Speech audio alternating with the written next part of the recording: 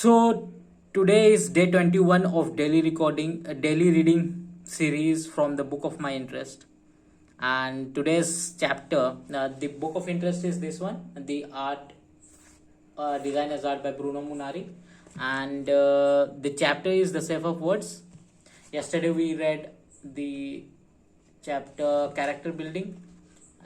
We finished chapter building yesterday, and today is the safe of words. So let's start now. Not only does each letter of a word have a shape of its own, but all its letters taken together give shape to the word. We are of course referring to printed or at least written words, for the words we hear in speech or on radio do not have a visual form. They have what might be called sonic form, but we are not dealing with this at the moment. When you read the word mama, you see at once that it is quite a different shape from the word of obolo. The line straight or curved, upright or at an angle, and the blank spaces between the letter and the next all contribute to giving the word its overall shape.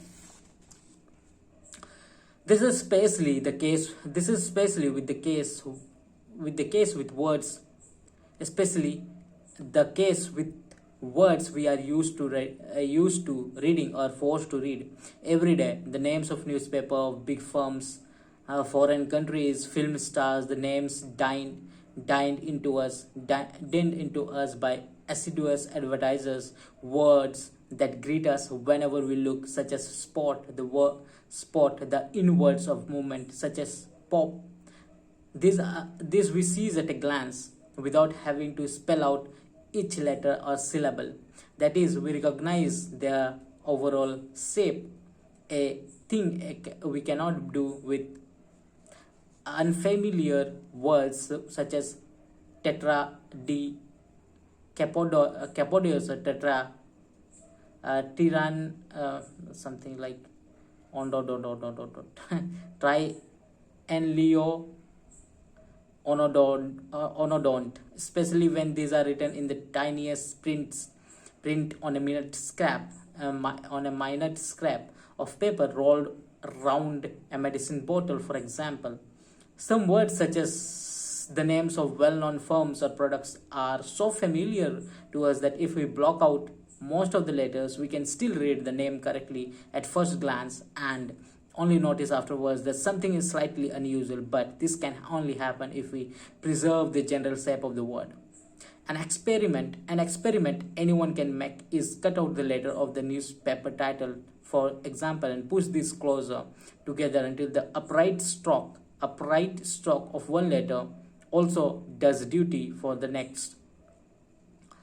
This gives a clear idea of the shape of the word. One can go even further and superimpose one letter to another, as in one of my illustrations I have made an M do duty also as an A in the word damo. Where is damo? Okay. Damo.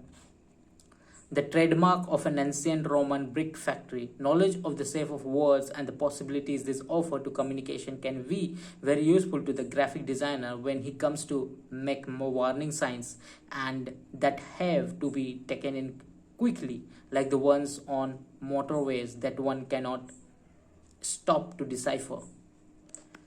Whew. So I'll be ending this here. This have a lot of this scribblings, illustration kind of thing.